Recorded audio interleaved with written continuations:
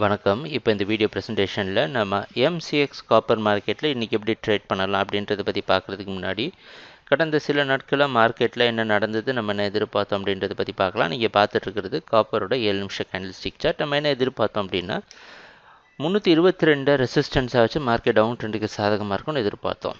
ஆனால் அதில் பெரிய ரிஸ்க் எடுக்கலாம். 320 வரைக்கும் வெயிட் பண்ணி மார்க்கெட்டில் செல் பண்ணுங்கள். அதில் வந்து மார்க்கெட் ஓரளவு பாசிட்டிவாக டவுன் ட்ரெண்டுக்கு சாதகமாக இருக்குன்னு எதிர்பார்த்தோம். தொடர்ந்து 320 322 ரெசிஸ்டன்ஸ் கொடுத்துருந்தாலும் 316 மார்க்கெட் நல்லா சப்போர்ட் எடுத்துகிட்டு இருந்ததுன்றதையும் பார்த்துருந்தோம். நேற்று மார்க்கெட் ஓப்பனிங் 316 பக்கமாக கீழே இருந்திருந்தாலும் ஓப்பன் ஆனதுலேருந்தே மார்க்கெட் சடசடன்னு மேலே போய் 322 உடைத்ததும் இல்லாமல் 326 வரைக்கும் போய் அங்கேயே க்ளோஸ் ஆகிருக்கு.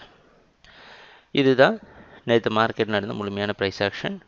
எப்போ 322க்கு மேலே ஸ்ட்ராங்காக ப்ரைஸ் ஆக்ஷன் கொடுத்து க்ளோஸ் ஆச்சோ அப்போவே மார்க்கெட்டோட ட்ரெண்டும் மாறுது. நேற்று மட்டும் 10 பாயிண்ட் ப்ரைஸ் ஆக்ஷனை கொடுத்துருக்கு காப்பர் மார்க்கெட்.